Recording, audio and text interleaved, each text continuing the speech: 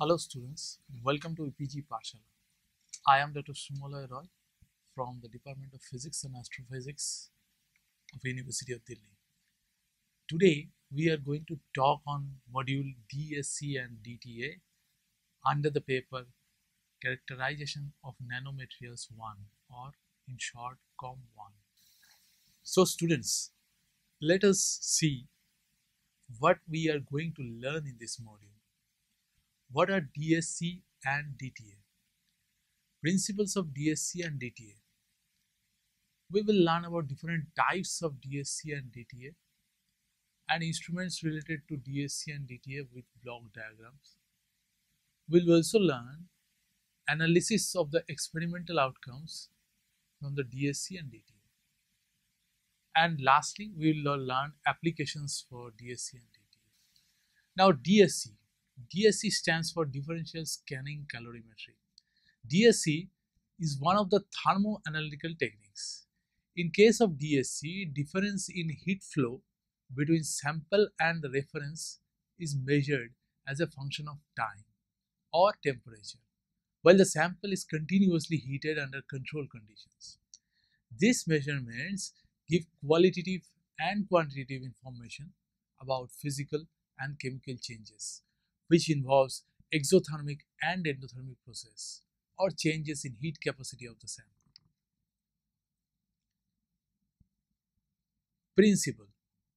Principle of DSC. When a sample undergoes a physical transformation, such as a phase transition, more or less heat will need to flow to it than to the reference.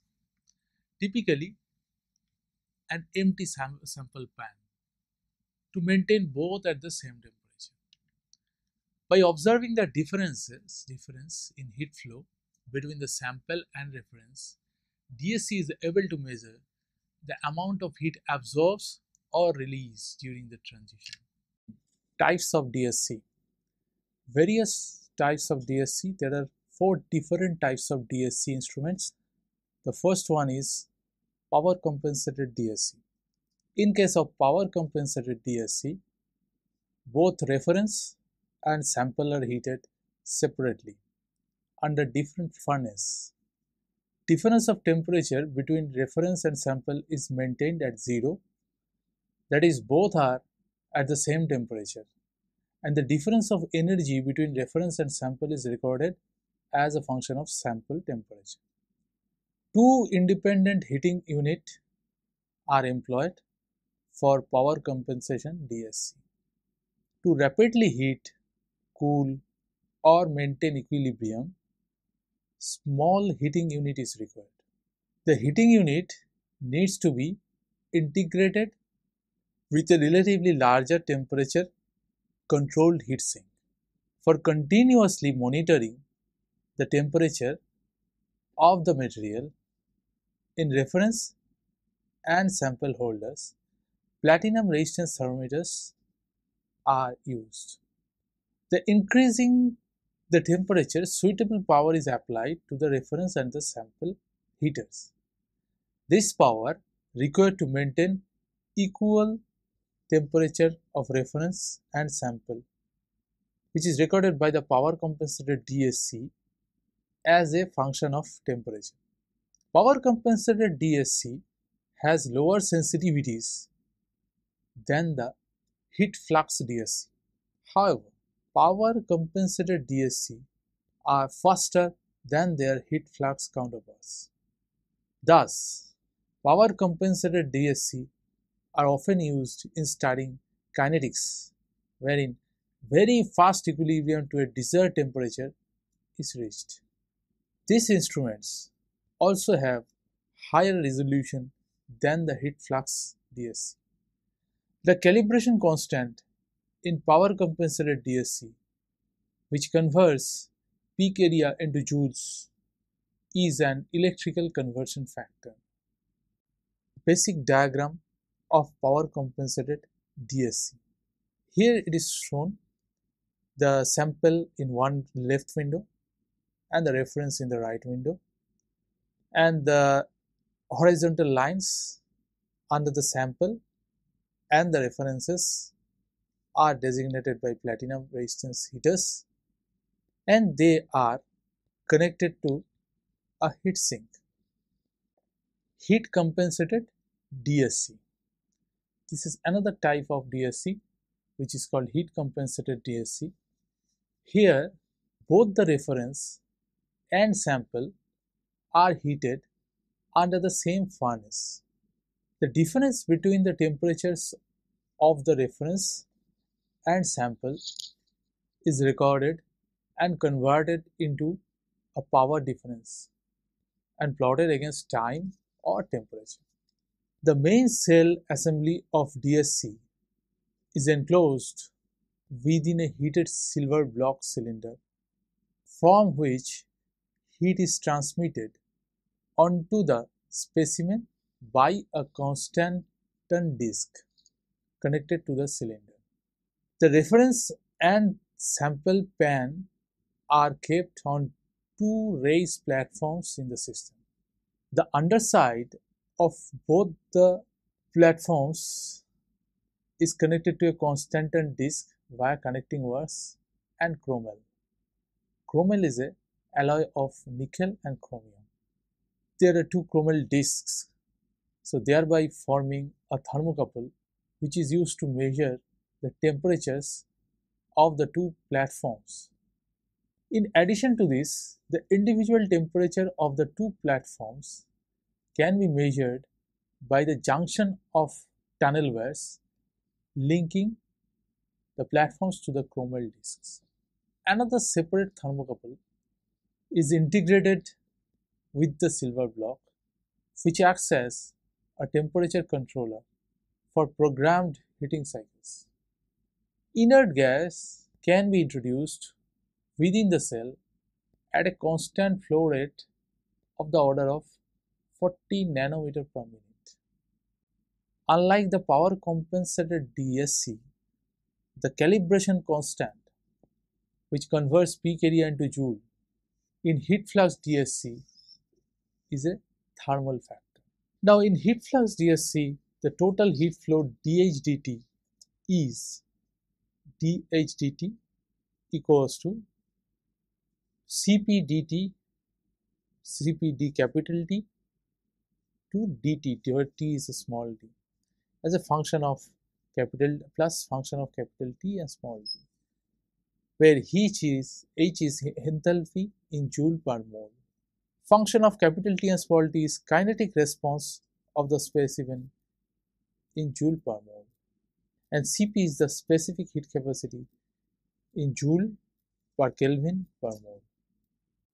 So therefore, the total heat flow is equal to the sum of the two terms, where one term is related to the kinetic response and the other is related to the heat capacity. Now here we show a diagram which shows the basic instrumentation of heat compensated DSC. You can see there, in this case, the reference pan and the sample pan are in the same chamber. The left one is the reference pan and the right one is the sample pan. So we have a purge gas inlet here, and we have thermoelectric disc and the chromel disc. Thermoelectric disc, as mentioned in the text, this is made of constantan, and also we can see there is a chromel disc here. Also we see that this chromel wire connected, and we have a thermocouple junction at the end point of the reference pan and the sample pan. So here we discuss the third kind of DSC, which is modulated DSC. In case of modulated DSC, the cell and heating arrangement are analogous to those used in heat flux DSC. This is a relatively recent technique and was proposed in 1993. A separation of overlapping events in the DSC scans is the main advantage of this technique. In modulated DSC, a linear heating ramp usually is overlapped with a sinusoidal function described by a amplitude and frequency to create a sine wave shaped temperature which varies with time. Fourier transformation can be used to break the DSC signal into two parts, reversible and reflecting events, as t equals to t0 equals to b into small t plus capital B sine omega t into dq dt equals to c some constant into b plus capital B omega cos omega t plus function of small t and capital T plus k sine omega t. Here capital T represents the temperature, small t is time, capital C is specific heat, function of small t and capital T is the average underlying kinetic function obtained by subtracting the effect of sine wave modulation, and omega is frequency.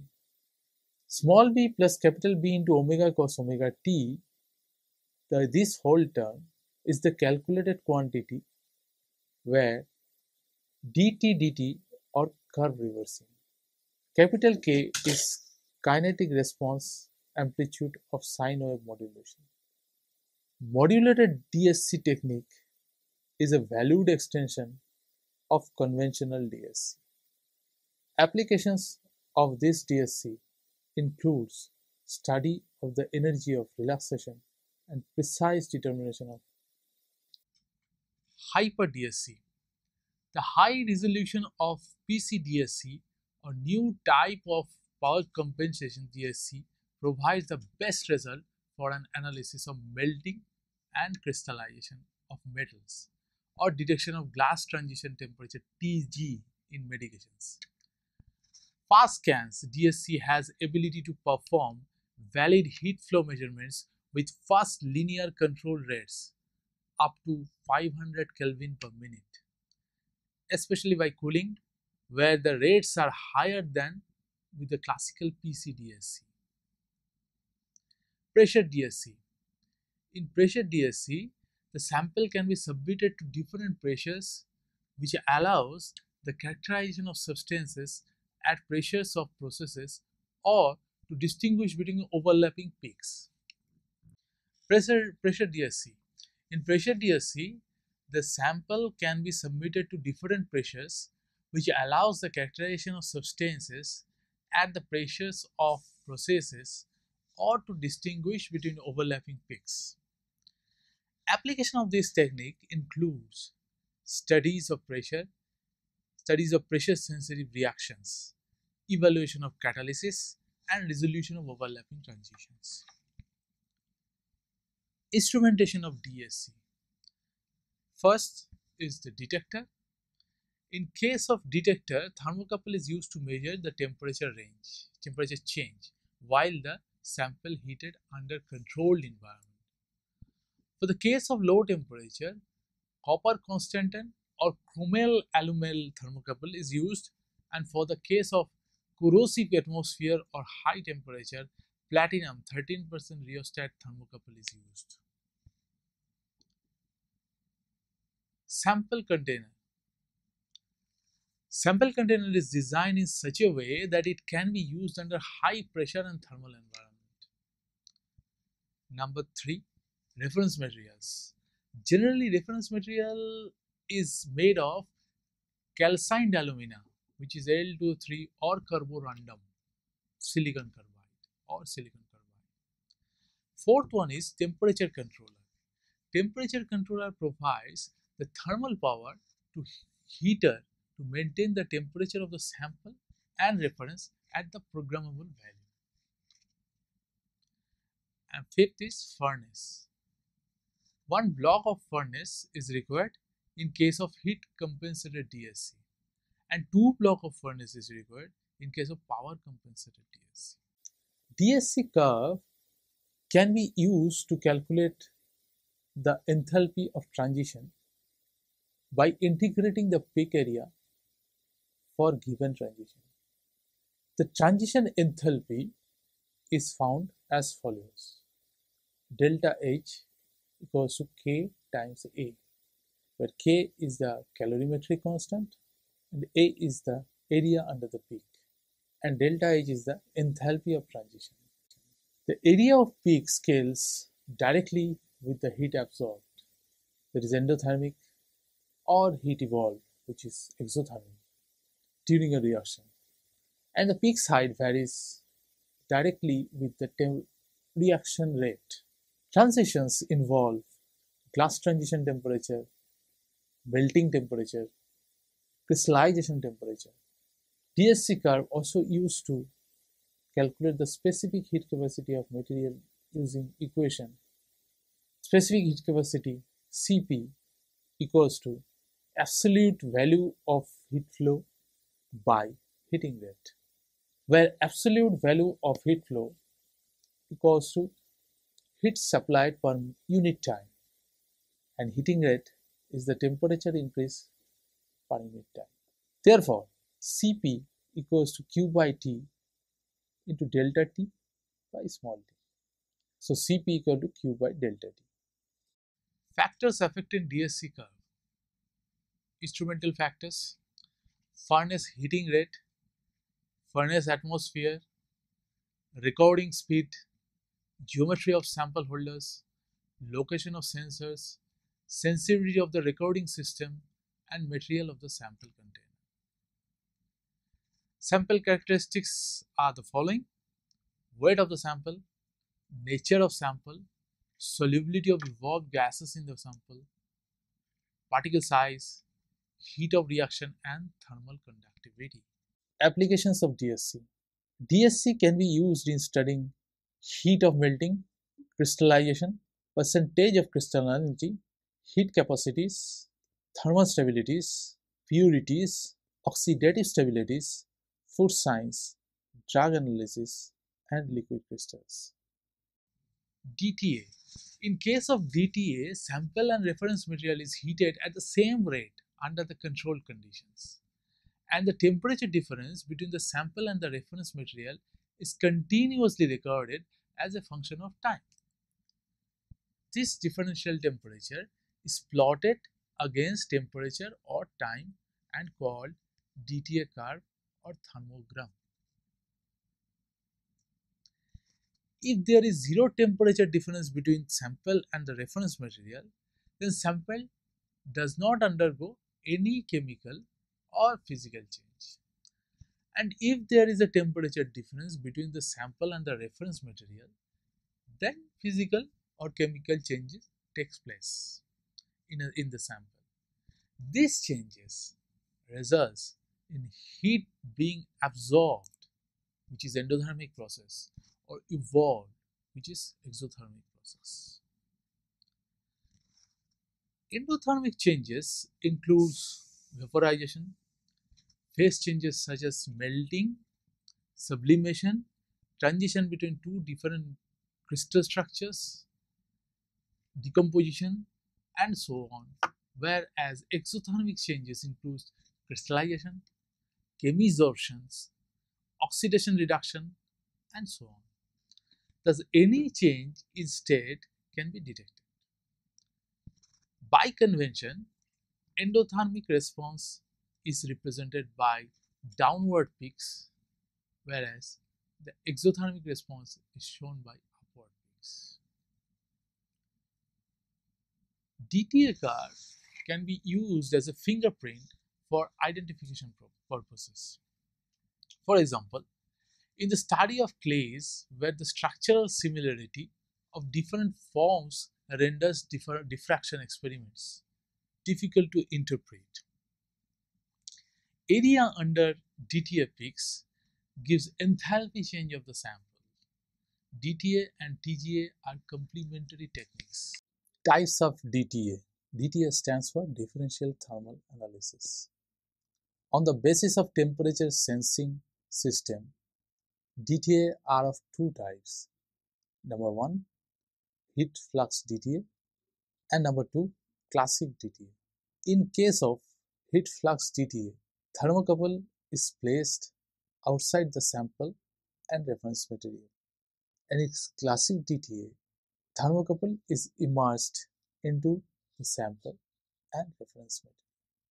In case of DTA, the sample holder is the following. Sample and the reference crucible are generally metallic. They are either aluminum, platinum or ceramic silica and may or may not have a lid. For good results, area of contacts, that is breadth by width, sample and crucible, is maximized. 2.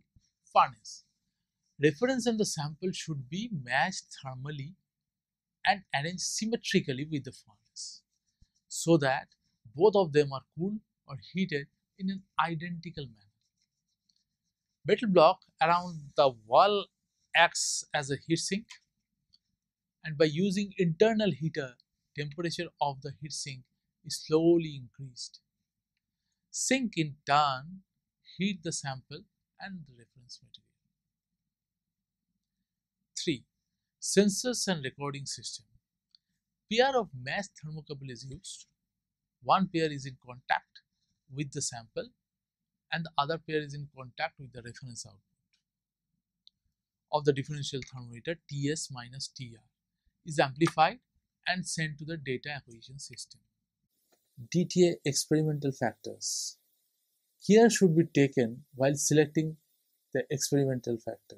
For example, powder decomposition reaction is affected by the specimen environment, size, surface to the volume ratio, and composition. Although solid-state phase changes may not be impacted by these variables. Usually, the experiments involve analysis powder samples so that sample results do not represent the bulk samples, wherein strained energy builds up to control transformations. Another factor influencing the decomposition reaction is the packaging of the powders, which leads to the large difference in similar samples. Some samples may involve large amount of heat and may cause saturation of the response capability of measurement system. To avoid this situation, the sample can be diluted with inert materials. To measure temperature of phase transformation, the maximum temperature should be varied with the sample size. The weight of the sample and the rate of heating do not affect the shape of the peaks in DTA.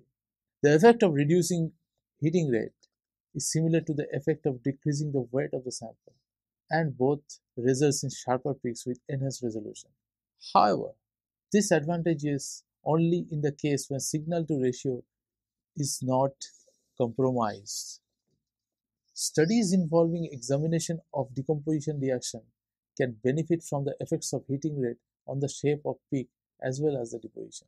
Nonetheless, kinetic studies require minimization of thermal gradients, which can be achieved by decreasing either sample size or heating rate. Interpretation of presentation of data.